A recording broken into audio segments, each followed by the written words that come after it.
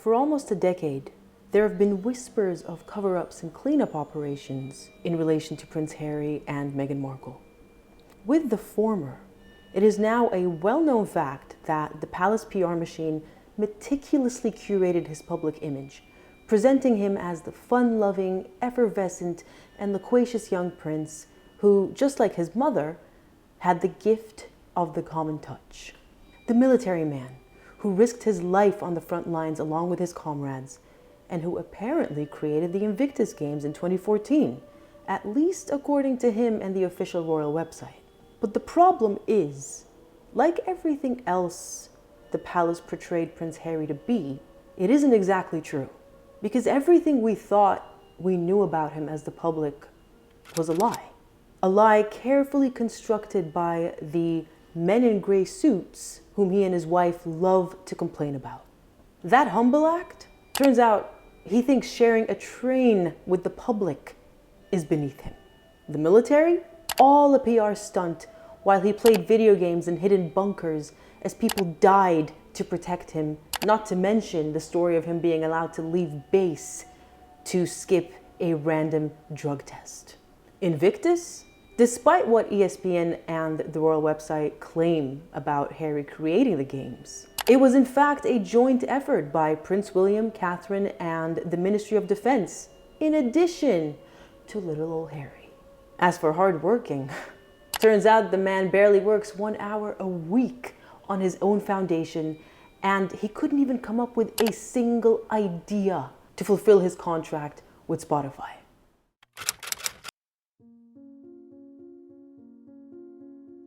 If you look back beyond the 6 years since the Sussex's union, it is clear that the public adored the prince, who was once voted the most popular royal of 2018 ahead of his grandmother, the late Queen Elizabeth. And this affection that the world harbored for him was on full display and was almost instantly transferred to the American actress he chose as his wife, the then relatively unknown Meghan Markle, who had also tried to carefully curate her public persona by paying millions of dollars to top-notch PR companies throughout the years to present her as a hardworking, self-made, humanitarian feminist, all of which we would eventually learn was pure fiction. But to an astute few, the illusion barely lasted, because a mere moments after Meghan's debut as Harry's fiancée on the steps of Kensington Palace, when the couple sat down for their engagement interview with the eyes of the world upon them, the cracks in this painstakingly manicured facade had already started to creep through. And as the weeks passed, the red flags continued to crop up, with the palace team working tirelessly to shut down defamatory stories about Meghan in the lead up to their May wedding. Which begs the question, what stories were the staff trying to shut down? And why so many of them? Sure, the tabloids will always be trash, but surely there wouldn't be a torrential number of stories to shut down around the clock had it been a person with nothing to hide, or perhaps with not that many skeletons in their closet. And who takes tabloid trash seriously anyway? Surely the palace wouldn't be so consumed by idle gossip and rumors. After all, Catherine was besieged by the press in her time as a girlfriend, as was Camilla and Diana before them. And yet, we don't get scathing palace statements directed at the press on their behalf. And we certainly don't hear of round-the-clock operations to shoot down every single story threatening to expose them. Perhaps they are the stories that we have already heard about Meghan's terrible behavior since her marriage. Stories which have been published both in the tabloids and much more reputable publications such as Tom Bower's Revenge and Valentine Lowe's Courtiers. Or perhaps there were far more sinister things that we don't know about. Or perhaps we have heard rumors of, but no factual confirmation. For instance, many believe that Meghan and Harry were ousted from the royal family for an undisclosed reason, one that may be at the center of their incessant demands for an apology. Others believe that Meghan was never pregnant and the royal family was complicit in that. At this point, we cannot be certain, and I, for one, am certainly not a fan of conjecture and rumor mongering. We do, however, know of one instance that may have actually been a cover-up operation on behalf of Meghan Markle and Prince Harry to protect their reputation, but of course, by extension, the reputation of the royal family as a whole.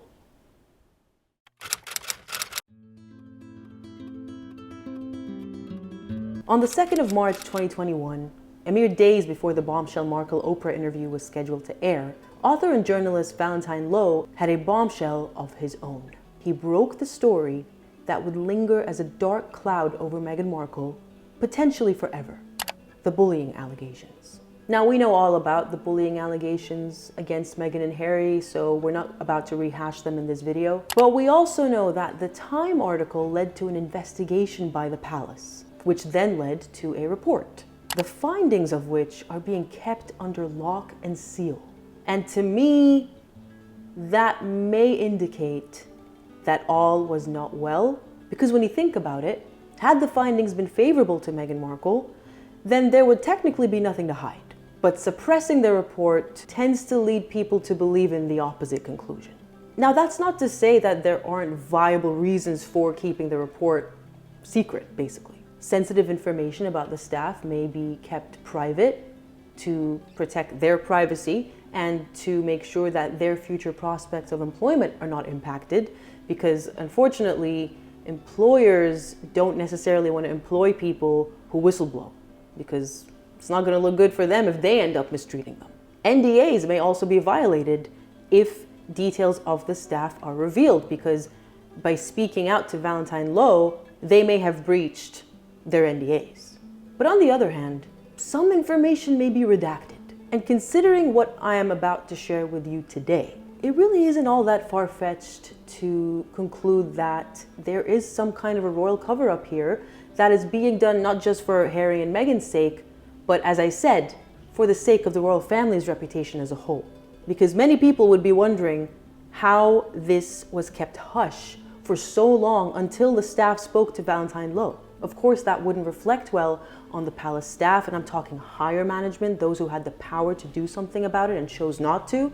I have an entire video about that called The Monster if you haven't seen it yet. So today, with extensive references to the Windsor File by Paul Sweet, published in 1997, we are going to examine the great lengths that Winston Churchill, during his time as Prime Minister, went to stop any details of Edward and Wallace's collaboration with the Nazis from ever seeing the light of day.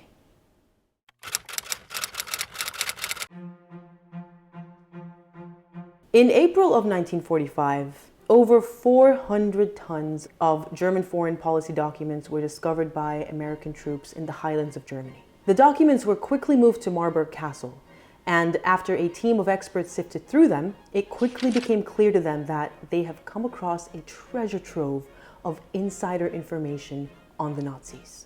But not everyone was thrilled by the discovery, because amongst these documents, which were so important they were later used as evidence as part of the Nuremberg trials, was an entire file on the Duke of Windsor, which was aptly called the Windsor File.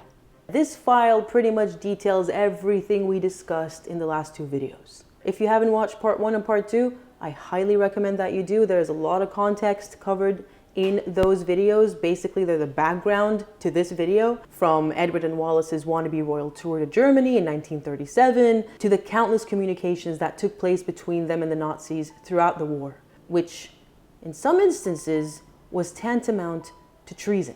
So as you can imagine, the collective hearts of any Brits in the room when they were sifting through these documents must have fallen to the ground.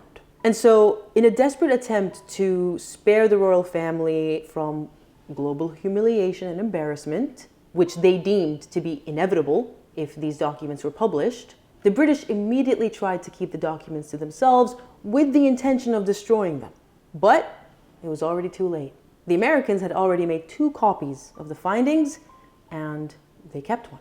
From the point of the discovery of these documents, Churchill would embark on a quest of epic proportions, an odyssey of sorts, to stop the publication of the Windsor File. Clement Attlee, who by this point had succeeded Churchill as Prime Minister in July of 1945, wrote to him and stated, "While little credence could be placed in the statements made, their publication might do the greatest possible harm. Churchill wholeheartedly agreed, responding that he earnestly trusted all traces of these German intrigues would be destroyed.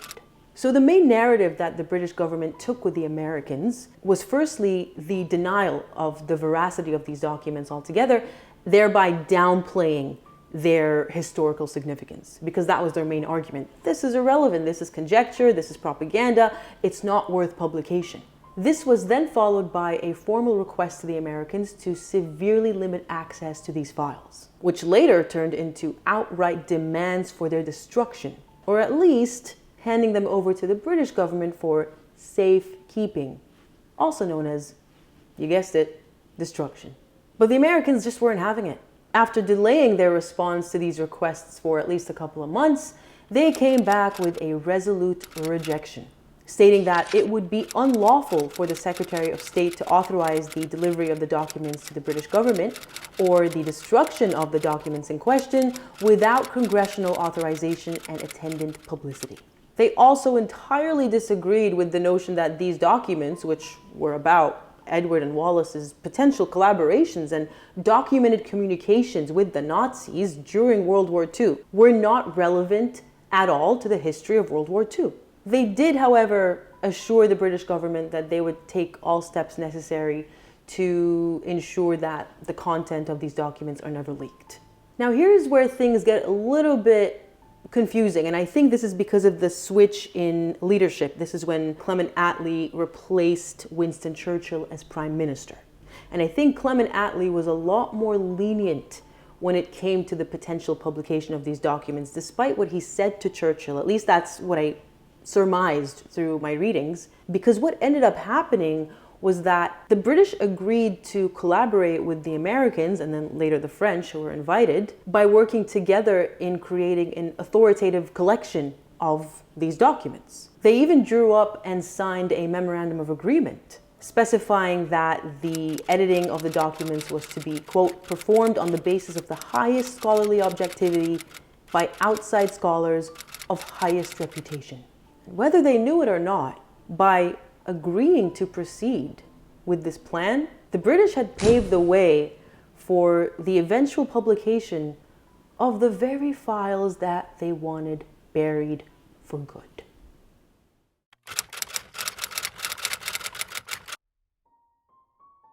Mere months after the agreement was signed, the British were faced with a problem.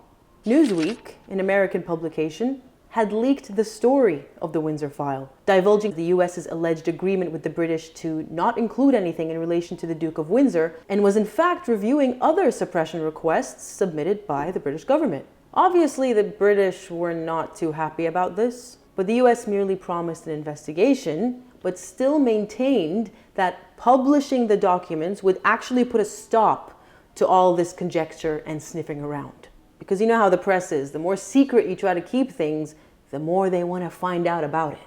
But the British didn't exactly agree, and they pushed back. Several American editors and historians working on the project threatened to resign if any of the documents were suppressed, especially since it went against the terms of the Memorandum of Agreement that they signed in 1946. Even the British editors on the team were torn between their professional responsibilities on the one hand and, of course, their respect for the British royal family on the other.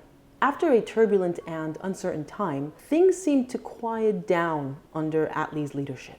But then in 1953, 2 years after Churchill's return as Prime Minister, and in the lead up to the publication of Volume 10 of the files, which concerned Edward and Wallace's dealings when they were in Spain and Portugal, the demands to suppress the Windsor File came in hot.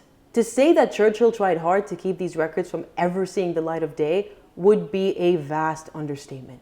Despite being very ill after suffering a stroke, he wrote to President Eisenhower on the 27th of June of 1953, claiming that the historical significance of these documents was, quote, negligible, whilst the, quote, distress and injury their publication would cause the Duke would be immense. And it was on this basis that he pushed for delaying publication for 20 to 30 years, which he presumed would be after the Duke's lifetime. He made a similar request to the French, who did not acquiesce and indeed threatened to resign if compelled to do so, just as their American counterparts threatened a few years prior. He also added in the Queen Mother as a victim of publication, claiming it would bereave her to see mention of her late husband, King George VI, in these papers, because by 1953, as you all know, the Queen had already ascended the throne after the untimely death of her father. But despite his valiant efforts, Churchill's attempts were all for naught, for in July 1957, 4 years after Churchill's attempts to prevent publication started, and 2 years after he retired from office, Volume 10 of the documents was finally published. What's interesting is that the author of the Windsor File, Paul Sweet, was the chief editor, the chief US editor of the project at the time. And at one point, things started getting really intense, the pressure to start suppressing things, that he decided, well, firstly, he wasn't going to suppress anything and everyone's going to resign. But secondly, his compromise was delaying publication until Churchill retired, which is, in fact, what ended up happening. The Duke denied everything, of course, with an official press release stating, "The Duke was subjected to heavy pressure from many quarters to stay in Europe, where the Germans hoped that he would exert influence against the policy of His Majesty's government. His Royal Highness the Duke never wavered in his loyalty to the British cause or in his determination to take up his official post as Governor of the Bahamas on the date agreed.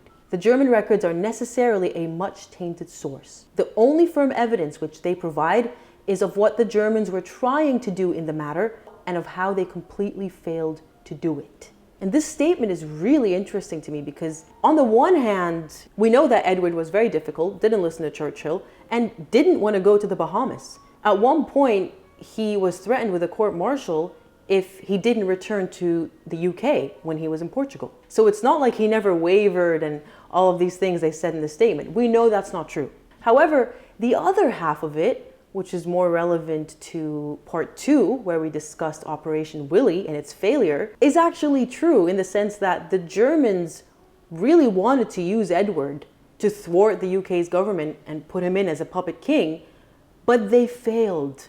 Now, the British government also discovered a little bit too late that another set of documents labeled Series D Volume 8, which the government in their preoccupation with Volume 10 practically ignored, probably didn't even notice existed. And this series was about to get published as well. But by the time they discovered it and discovered the intention to publish it, it was too late to do anything about it. Now, the Windsor File doesn't say what this series contained, but Andrew Loney's Traitor King does claim that a second set of documents was published in 1962, and these covered the period between 1935 to 36, before and during Edward's reign, and they suggested that he favored an alliance with Nazi Germany. And surprise, surprise, of course, Edward denied this outright, yet again, claiming that, quote, "the documents misrepresented his position, and it is obvious that these reports were slanted in order to curry favor with Hitler, and thereby give a generally false impression." And that was that when it comes to Edward, Wallace, the Nazis, and any consequences they faced, which, spoiler alert, were none.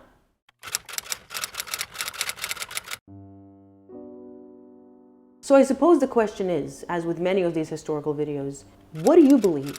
Considering everything we've discussed in these 3 episodes, do you believe that this was all German propaganda? Or did Edward, in fact, do everything that we talked about that were also described and noted in the German documents? The thing is, the British government is no stranger to royal cover-ups. According to author Andrew Loney, they weren't beyond striking deals with borderline criminals to keep them from blabbing to the press about the alleged misconduct of certain royals. For instance, Edward's illegal currency dealings in the black market during World War II. So it does seem to me that the government does have an element of protect members of the royal family at all costs, even if said members were exiled black sheep, potential traitors. And when you consider that many of Edward's alleged conspirators were arrested, charged, and convicted, or at least imprisoned pending conviction, you really start to think, these ordinary civilians, rich as they were, ended up facing the consequences for their treason, whilst Edward and Wallace were never even tried. They were never charged. Nothing ever happened to them. For instance, if you remember the Franco-American multimillionaire Charles Bedaux, who owned the chateau that Edward and Wallace got married in, he was arrested in 1942 for treason and was taken to Miami, where he was imprisoned and where he ultimately ended up taking his own life. Even Joachim von Ribbentrop, the high-ranking German Nazi official who helped facilitate Edward and Wallace's trip to Germany in 1937 and who allegedly collaborated with them, had his lawyers write to Edward in January 1946 during the Nuremberg trials, detailing their past allegiance and asking Edward for help by appearing as a witness in his favor. Of course, Edward did no such thing, and Ribbentrop ended up being executed 9 months after that letter was sent. But it does make you wonder whether Ribbentrop would have taken such measures if there hadn't been some history between him and Edward. I mean, you could argue that he was simply desperate and wanted to avoid death and conviction at all costs. I mean, he even threw Hitler under the bus and said he was basically conned. But again, why Edward of all people? And see here, that's the beauty of freedom of information. As historian Paul Sweet concluded in the Windsor File, publication of the documents permits readers to decide for themselves whether the evidence supports this official interpretation, meaning the British government's official denial that I read out earlier. And we can apply this to whatever is being suppressed potentially about Meghan and Harry today. Maybe one day, perhaps even decades from now, the Sussex Files will be released, detailing the findings of the bullying reports or the allegedly defamatory stories that had to be shut down left, right, and center about Meghan Markle. Although I will say that with the bullying allegations, the fact that Meghan and Harry haven't sued Valentine Lowe or the Times for the story that they published in March of 2021 speaks volumes to me. And, you know, as Paul Sweet says, we can all arrive at our own conclusions. I'd like to close off this episode with a quote that is often and erroneously attributed to Winston Churchill, who of course had a huge role in today's video, and so I found it very apropos. History is written by the victors. Do you agree? I personally don't. I have lived long enough on this planet to see that the truth always finds a way. It may take days, weeks, months, years, centuries even. But eventually, at least the way I see it, history is written by the truth, the facts. And I personally don't believe that any one person, victor or otherwise, has the power to stop that. Because people die, but the truth lives on. And on that very cliche note, I'm gonna end it here. Let me know what you think. And if you know people who are historically inclined or enjoy this type of content about members of the royal family, Wallace and Edward, Meghan and Harry, in a historical context, do share this video with them. I'd love to reach out to more people who are more interested in this niche. And yeah, that would be very greatly appreciated. Thank you, and I'll see you next time. Take care.